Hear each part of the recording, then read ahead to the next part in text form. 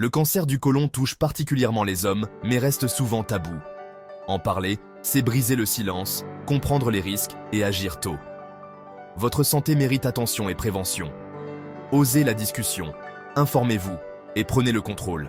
Ensemble, faisons de la prévention une priorité. Le cancer du côlon commence souvent par de petits polypes dans le gros intestin. Heureusement, il évolue lentement, ce qui permet de les détecter et de les retirer avant qu'ils ne deviennent dangereux. Des tests de dépistage simples peuvent faire toute la différence. Comprendre et agir, c'est se donner une chance de prévention. Le risque de cancer du côlon augmente avec l'âge et les antécédents familiaux, mais de nombreux facteurs dépendent de votre mode de vie. Adopter une alimentation saine, rester actif et éviter le tabac ou l'alcool réduit ce risque. Le dépistage régulier, dès 45 ans, permet de détecter et prévenir la maladie. Prenez soin de votre santé, agissez tôt.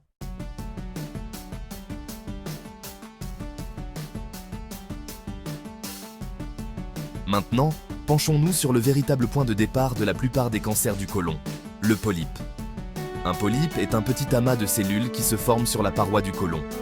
Imaginez la surface intérieure lisse de votre côlon. Un polype est comme une petite bosse ou un champignon qui pousse sur cette surface. Beaucoup de gens développent des polypes, surtout en vieillissant, et la grande majorité d'entre eux sont totalement inoffensifs. Ce sont simplement de petites excroissances de tissu. Cependant, certains types de polypes ont le potentiel de devenir cancéreux avec le temps. Ce sont ceux qui doivent nous inquiéter.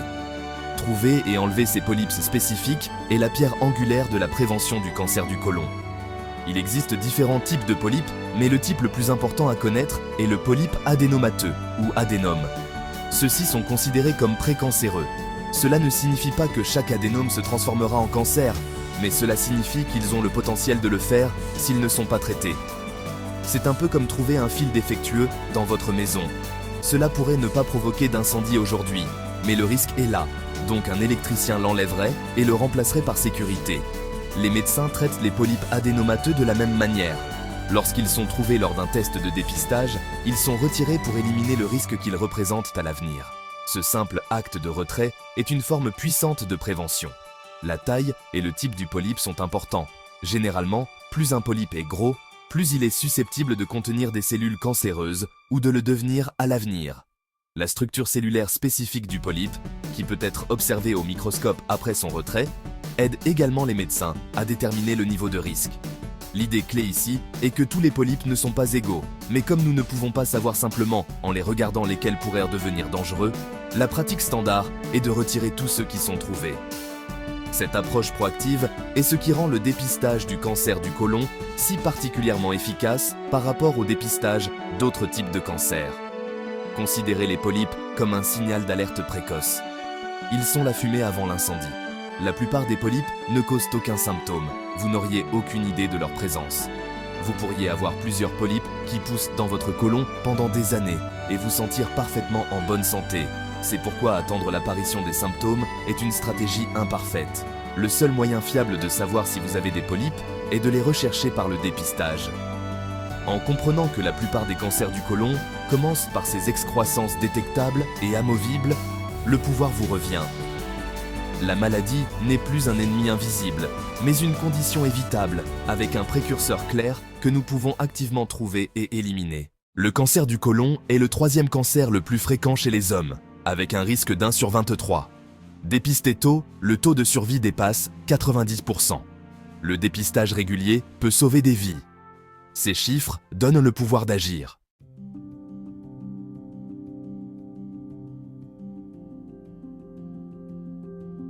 L'une des caractéristiques les plus importantes du cancer du côlon est son développement généralement lent. C'est une information cruciale qui devrait vous apporter un sentiment de réconfort et de contrôle. Comme nous l'avons dit, la plupart des cancers du côlon commencent par des polypes bénins. Le processus par lequel un petit polype se développe et se transforme en un cancer invasif ne se produit pas en quelques semaines ou quelques mois.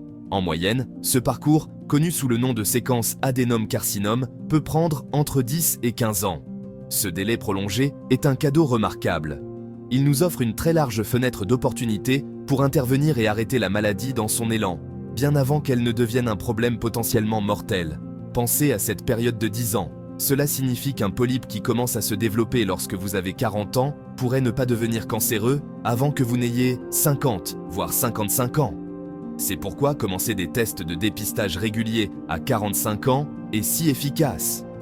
Cela permet aux médecins de vérifier le côlon périodiquement et de détecter ces polypes à croissance lente, bien en deçà de cette fenêtre de 10 à 15 ans. C'est comme avoir un agent de sécurité qui patrouille un bâtiment toutes les quelques heures. Il est très probable qu'il remarque si quelqu'un essaie de crocheter lentement une serrure. La lenteur de la maladie signifie que les contrôles périodiques sont incroyablement efficaces pour prévenir l'effraction éventuelle. Ce n'est pas le cas pour tous les cancers, dont beaucoup peuvent se développer et se propager beaucoup plus rapidement. Cette progression lente explique également pourquoi les intervalles de dépistage sont définis comme ils le sont. Par exemple, si vous avez une coloscopie de haute qualité et qu'aucun polype n'est trouvé, votre médecin vous dira probablement que vous n'en avez pas besoin d'une autre avant 10 ans. Cette recommandation est directement basée sur la compréhension scientifique du temps qu'il faut à un nouveau polype significatif pour se développer et devenir une menace. C'est un intervalle calculé et sûr. Si des polypes sont trouvés et retirés, votre médecin pourrait recommander un intervalle plus court, peut-être 3 ou 5 ans, juste pour s'assurer qu'aucun nouveau ne se développe. Toute la stratégie de dépistage est construite autour de cette horloge biologique de la maladie. Comprendre cette nature à croissance lente devrait fondamentalement changer la façon dont vous percevez le cancer du côlon. Au lieu de le voir comme une attaque soudaine et imprévisible, vous pouvez le considérer comme une condition gérable avec une longue mèche. Cette connaissance démystifie la maladie et réduit l'anxiété. Elle souligne que vous n'êtes pas impuissant. Vous avez le temps de votre côté. En suivant simplement les directives de dépistage recommandées, vous tirez parti de cette caractéristique biologique. Vous utilisez la lenteur de la maladie contre elle-même. Cette approche proactive, basée sur une compréhension claire de la chronologie de la maladie, est la plus logique et la plus puissante que tout homme puisse adopter pour sa santé à long terme. Certains facteurs de risque du cancer du côlon ne peuvent pas être changés. L'âge, les antécédents familiaux et certaines prédispositions génétiques.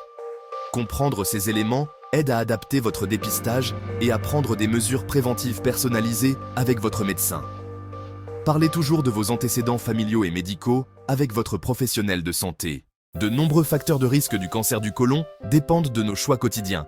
Limitez viandes rouges et transformées, privilégiez fibres, fruits et légumes, bougez régulièrement, évitez tabac et alcool excessif.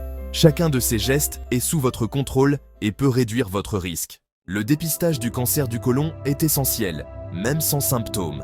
Il permet de détecter et retirer les polypes avant qu'ils ne deviennent dangereux. Commencez à 45 ans. C'est une stratégie de santé vitale pour les hommes. Prendre rendez-vous pour un dépistage, c'est protéger votre avenir et ceux qui comptent sur vous. Beaucoup d'hommes hésitent à se faire dépister pour le cancer du côlon, souvent par peur, manque d'informations ou contraintes pratiques. Parler avec un professionnel de santé et s'informer auprès de sources fiables peut dissiper les doutes. Surmonter ces obstacles, c'est transformer la connaissance en action qui sauve des vies. Notre corps nous envoie souvent des signaux subtils quand quelque chose ne va pas. Pour le cancer du côlon, surveillez les changements persistants dans vos habitudes intestinales, la fatigue inexpliquée ou la sensation que l'intestin ne se vide pas complètement. Ce sont des signaux d'alerte à ne pas ignorer. Consultez un professionnel si ces symptômes persistent. Du sang dans les selles, une perte de poids inexpliquée ou une douleur abdominale persistante sont des signaux d'alarme du cancer du côlon. Si vous remarquez ces symptômes, consultez rapidement un médecin. Agir tôt peut tout changer.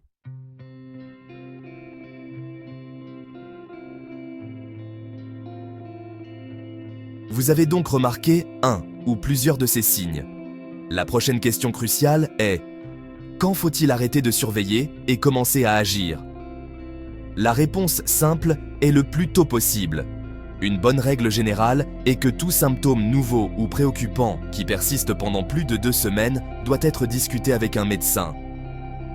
Une seule journée de selles étranges est probablement juste un problème alimentaire.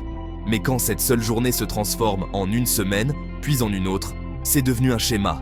C'est cette persistance qui sépare un problème mineur et passager d'un problème sous-jacent potentiel qui doit être correctement évalué. Le but n'est pas de courir chez le médecin pour chaque petite douleur, mais de prendre les changements persistants au sérieux. Pour les hommes, cela peut être une étape particulièrement difficile. Il y a souvent une tendance à minimiser les symptômes, à penser que ce n'est probablement rien ou que cela va disparaître tout seul. Cet état d'esprit de stoïcisme ou d'autonomie, bien qu'admirable dans certains contextes, peut être dangereux en matière de santé. Vous pourriez vous sentir gêné de discuter de vos habitudes intestinales ou de saignements rectaux. Vous pourriez craindre de paraître faible ou d'être hypocondriaque. Il est essentiel de dépasser ces sentiments. Votre médecin est un professionnel de la santé qui gère ses problèmes tous les jours. Il n'y a rien que vous puissiez lui dire qu'il n'ait pas déjà entendu. Son seul but est de vous aider à comprendre ce qui se passe et à vous maintenir en bonne santé. Lorsque vous consultez votre médecin, soyez prêt à être précis. Ne dites pas simplement que vous ne vous sentez pas bien. Suivez vos symptômes. Quand ont-ils commencé? À quelle fréquence surviennent-ils? Y a-t-il quelque chose qui les améliore ou les aggrave? Avez-vous remarqué du sang? Et si oui, à quoi ressemblait-il? Plus vous pouvez fournir d'informations précises, mieux votre médecin pourra évaluer la situation et décider des prochaines étapes. Cela pourrait impliquer un examen physique, des analyses de sang pour vérifier l'anémie ou une référence pour une coloscopie afin d'examiner directement votre côlon. Être un partenaire clair et honnête dans votre propre prise en charge est vital pour un diagnostic précis et rapide.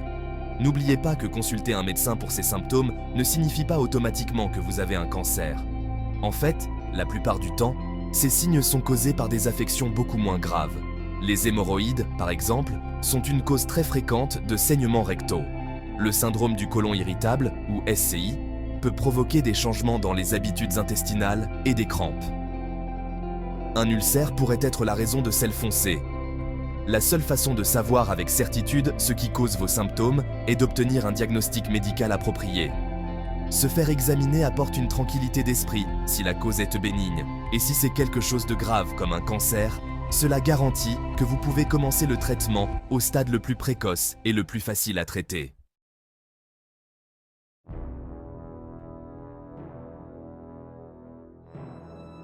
Soyons très directs sur les conséquences d'attendre trop longtemps pour agir face aux symptômes. Le délai est l'allié du cancer. Chaque semaine ou chaque mois qui passe est une opportunité pour une tumeur potentielle de grossir, d'envahir plus profondément la paroi du côlon et potentiellement de se propager à d'autres parties du corps. Comme nous le savons, un cancer du côlon détecté à un stade précoce est localisé à un taux de survie de plus de 90%. Il est hautement curable, mais quand vous attendez, vous jouez essentiellement avec ses chances. Vous donnez une longueur d'avance à la maladie. Le temps entre le moment où vous remarquez un symptôme et celui où vous le faites vérifier est une fenêtre critique, et fermer cette fenêtre rapidement est l'une des choses les plus importantes que vous puissiez faire. L'approche attentiste est enracinée dans l'espoir que le problème disparaîtra simplement. Mais avec une maladie progressive comme le cancer, c'est un vœu pieux. Une petite tumeur au stade précoce pourrait être facilement retirée lors d'une coloscopie. Une tumeur plus grande pourrait nécessiter une chirurgie majeure pour retirer une section du côlon. Si le cancer s'est propagé aux ganglions lymphatiques voisins, vous aurez probablement besoin d'une chimiothérapie après la chirurgie pour tuer les cellules cancéreuses restantes. Et s'il s'est propagé à des organes éloignés comme le foie ou les poumons, le traitement devient beaucoup plus complexe et les chances de guérison diminuent considérablement. Toute la trajectoire de votre traitement et votre résultat à long terme peuvent tout dépendre de la décision d'agir rapidement par rapport à la décision de retarder. Pensez-y en termes pratiques. Que vous coûte le délai? Il peut vous coûter des options de traitement, plus simples et moins invasives. Il peut vous coûter un temps de récupération plus rapide. Il peut vous coûter plus de temps, loin du travail, de votre famille et de la vie que vous aimez. Et dans le pire des cas, il peut vous coûter la vie. Lorsque vous mettez en balance l'inconfort temporaire ou l'embarras d'une visite chez le médecin avec ses coûts potentiels, le choix devient très clair. Quelques instants de gêne sont un prix infiniment petit à payer pour avoir la chance de détecter une maladie grave tôt. La procrastination n'est pas un acte neutre, c'est un choix actif qui peut avoir des conséquences graves et irréversibles pour votre santé. Par conséquent, le message le plus important concernant les symptômes est le suivant. Écoutez votre corps, connaissez les signaux d'alarme et bannissez l'idée de retarder. Votre futur vous remerciera. Agir rapidement et de manière décisive est un signe de force et de responsabilité. Cela montre que vous accordez de la valeur à votre santé et aux personnes qui se soucient de vous. Les symptômes ne sont pas un signe d'échec. Ils sont un appel à l'action. Répondre à cet appel sans hésitation est la chose la plus intelligente et la plus courageuse qu'un homme puisse faire face à ces signes avant-coureurs. Ne jouez pas avec votre santé. Prenez le contrôle de la situation et prenez ce rendez-vous. C'est une décision que vous ne regretterez jamais.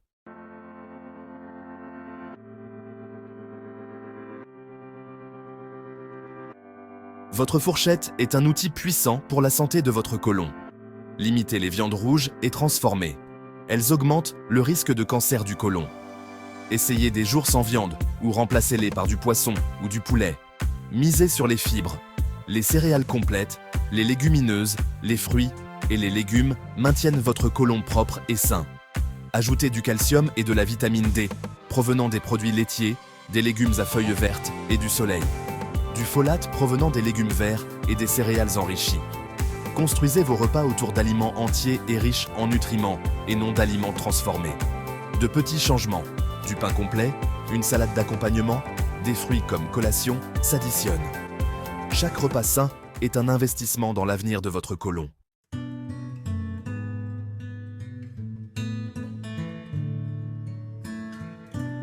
Les choix de mode de vie comptent. Arrêtez de fumer et limitez l'alcool pour réduire votre risque de cancer du côlon. Fumer et boire beaucoup endommagent l'ADN et augmentent le risque de cancer. Même de petites réductions aident. Priorisez un bon sommeil et gérez le stress. Les deux soutiennent votre système immunitaire et votre santé globale. Les choix sains s'additionnent. Échangez les cigarettes contre de l'air frais. Choisissez l'eau plutôt qu'une autre boisson. Faites une promenade pour déstresser. Le progrès, pas la perfection, est l'objectif. De petites actions cohérentes construisent un corps résilient et résistant au cancer.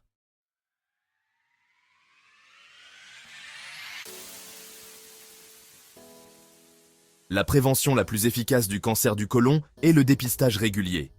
Le dépistage permet de détecter et d'enlever les polypes avant qu'ils ne deviennent cancéreux. Commencez à 45 ans, même si vous vous sentez en pleine forme.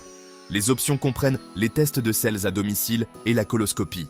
Parlez-en à votre médecin pour savoir ce qui vous convient le mieux. Ne laissez pas la peur vous arrêter.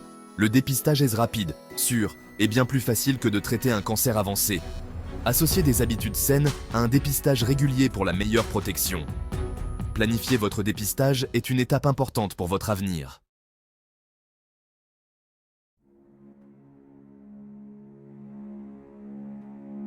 Un diagnostic de cancer du côlon est difficile, mais c'est le début d'un plan de traitement clair. Votre équipe soignante adaptera le traitement en fonction du stade du cancer et de votre état de santé. Les cancers à un stade précoce peuvent être retirés lors d'une coloscopie. Les stades avancés nécessitent des soins plus complexes. Posez des questions et impliquez-vous. Vos préférences comptent. La plupart des hommes diagnostiqués tôt ont un pronostic positif grâce aux traitements modernes. Vous n'êtes pas seul, concentrez-vous sur chaque étape, faites confiance à votre équipe et appuyez-vous sur votre système de soutien.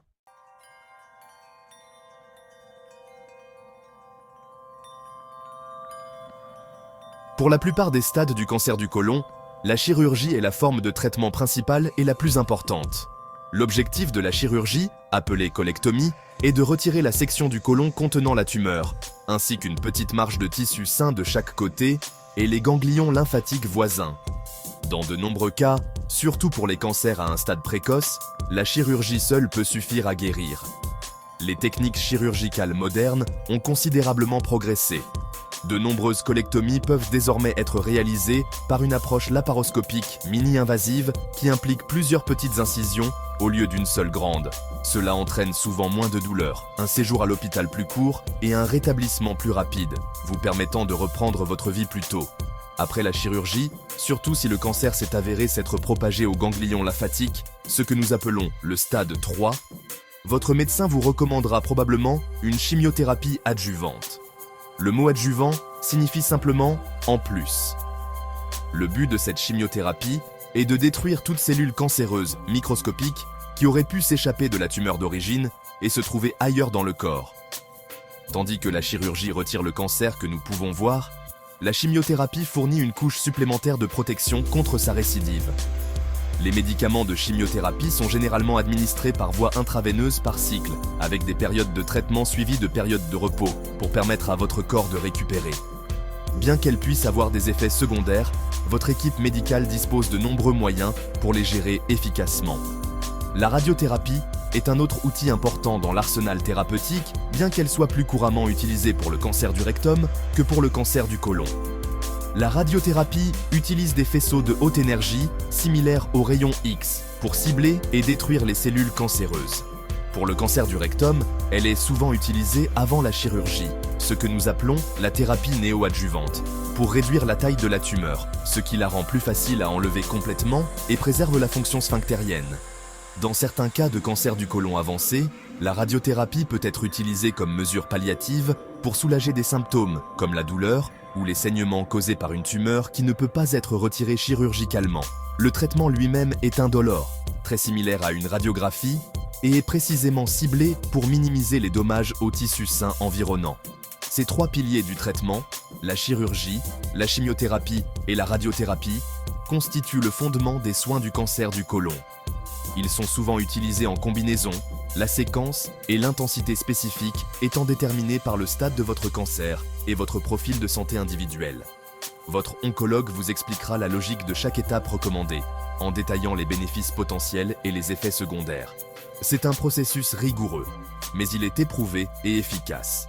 Chaque modalité de traitement joue un rôle spécifique dans la stratégie globale visant à éliminer le cancer, à réduire le risque de récidive et à vous offrir la meilleure chance possible de mener une vie longue et saine après votre diagnostic.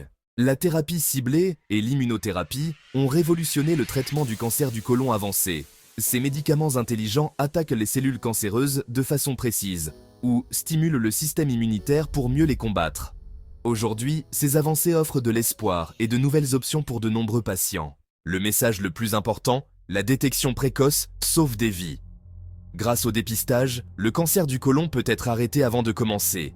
L'espoir, c'est savoir que nos choix et nos actions ont un impact direct.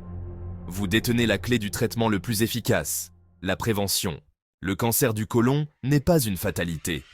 Vous avez le pouvoir d'agir pour votre santé grâce à la prévention, au dialogue et à des choix quotidiens. Planifiez votre dépistage, parlez-en à vos proches et à votre médecin. Ensemble, brisons les tabous et prenons le contrôle de notre avenir.